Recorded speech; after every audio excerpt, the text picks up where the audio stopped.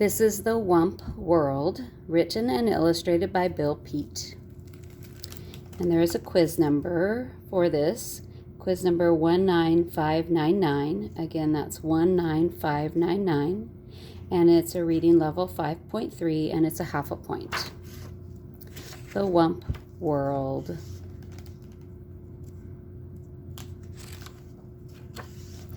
The Wump world was a small world, very much smaller than our world. There were no great oceans, lofty mountains, giant forests, or broad sandy deserts. The Wump world was mostly grassy meadows and clumps of leafy green trees with a few winding rivers and lakes. But it was perfect for the Wumps, who were the only creatures living there. The Wumps were simple grass eaters and spent most of their time grazing on the tall, tender grass that grew in the meadows.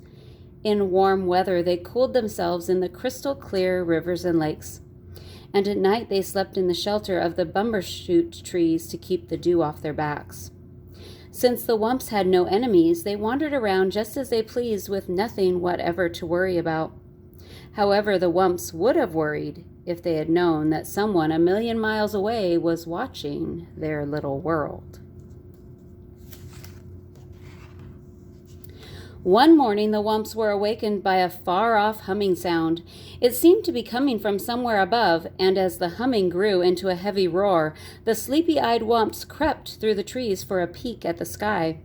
Zooming straight for the earth came a great flock of pot-bellied monsters with tails and fins, spitting fire and shooting out streaks of black smoke.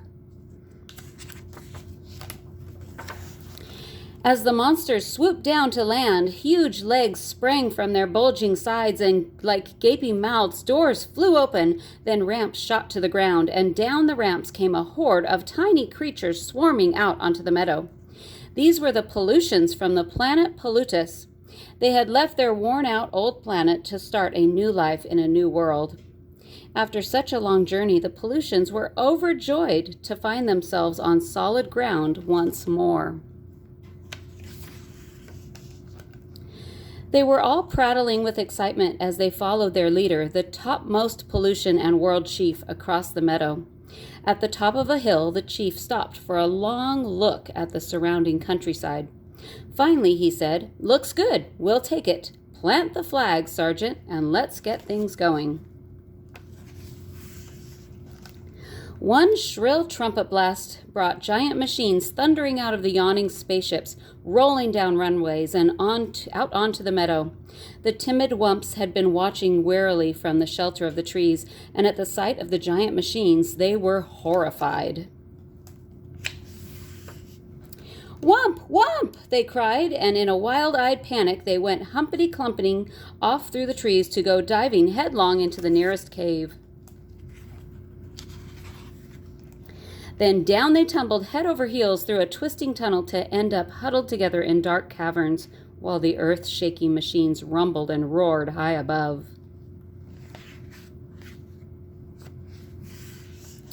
Once they got started, the monstrous machines moved at a furious pace, gobbling up trees and grinding them to bits.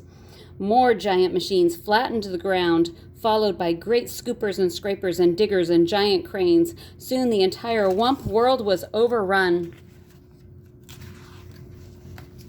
The busy little pollutions kept their mighty machines going full blast day and night without let-up, in a frenzy to improve their wonderful new world. Suddenly, great cities sprang up, huge factory buildings with towering smokestacks, high-rise apartment buildings, and tall office buildings, and above them all loomed the 100-story skyscrapers. Along with the buildings came a tangle of streets and freeways with on-ramps and off-ramps and overpasses and underpasses jammed with trucks and buses and cars of all sizes rushing pell-mell in every direction. It was one great turmoil of noise and confusion, and there was still more to come.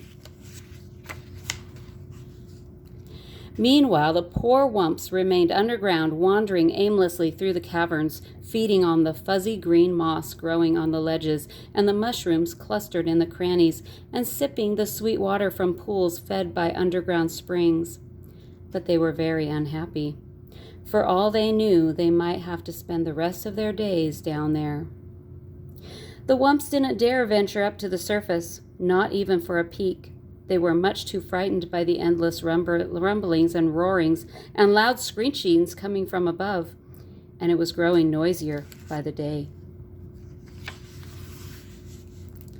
There was more and more noise and more of everything, more buildings with more smokestacks puffing more and more smoke, more freeways with more traffic shooting out more and more clouds of exhaust, more trash and more trash piles with more and more waste gushing into rivers and lakes.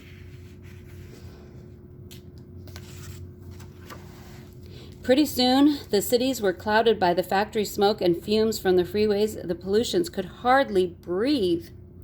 They went sneezing and wheezing about the streets, grouching and grumbling and blaming one another for the awful mess they were in.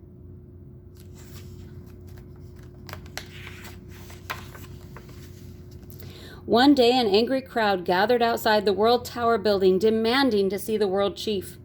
When the chief appeared on his balcony, all the pollutions began shouting at once, "We can't breathe the air, we can't drink the water, and we can't stand the noise. We've had enough." Kerchoo, sneezed the chief. "I know just how you feel, and something will be done at once. I promise." With no time to lose, the chief called for a meeting with his 3 top outer spacemen. "Gentlemen," he said, "this world of ours has gone sour. We've got to get out of here quick. But first, we must find a new world, a better one. That's your job, men, so get going." "Right to, Chief," barked the men, and within 15 minutes they were at the spaceport aboard their spaceships. Then zaroosh, zaroosh, zaroosh, the men took off in 3 directions, and in seconds they were zooming out into outer space at 7,000 miles an hour. Days passed with no word from the outer spacemen. After waiting a week, the world chief flew into a rage. "Blast it all," he bellowed. "What's keeping those blithering bubbleheads?" Then, one Monday morning, out of the dark, smudgy sky swooshed one of the spaceships. As the ship touched down, the man hopped out, shouting, "I've done it! I've done it! I've found a new world, a bigger and better world." "Nice going, lad," cried the world chief, and the crowd gathered at the spaceport gave their hero one great rousing cheer, which ended in a fit of sneezing. In no time, the great news was sent flashing around the world over radio and TV, warning all pollutions to be packed and ready to go within 24 hours. At dawn the next day, the entire population swarmed into the Space Center and crowded aboard the giant spaceships. After double-checking to make sure all pollutions were accounted for, the world chief gave the signal for blast-off. With a thunderous roar, the giant ships shot off the ground, kazoom, up and away through the smoke-blackened sky, and were gone. At a long last, peace and quiet settled over the Wump world. The sudden silence came as a shock to the Wumps. They could hardly believe their ears. Still, they wanted to take no chances, and so they remained in their caverns, listening for the slightest sound. After a long, long silence, they decided it was time to go, and led by the biggest Wump, they crept up the tunnel to the cave entrance to find it covered by a crust of cement. With one powerful push of his snout, the biggest Wump bumped his way through. Then, one by one, the Wumps waddled out onto a freeway and gaped in wide-eyed amazement. They had feared something awful was happening to their world, but this was much more than they could have imagined. They were staggered by the size of the huge buildings with walls and walls of windows looming up on every side, and the broad layers of hard, flat crust covering the earth, which felt strangely cold to their feet. There was no sign of any tree or tuft of grass. Even the sky was gone. And the Wumps wondered if there was anything left for them. At least they must find out. They wandered the freeways for miles, only to find more and more buildings with endless heaps of wreckage and rubble. For all they could see, their world was completely ruined. Footsore and weary, The Wumps were about to give up and head back for their cave when the biggest Wump let out a joyful "Wump!" Just ahead of them was a grassy meadow with a clump of bumbershoot trees, all that was left of their lovely world. Wump wumping for joy, the Wumps went bounding off the freeway out onto the meadow. Pretty soon, the hungry Wumps were munching away on the tall, tender grass. Now there was new hope for the Wumps.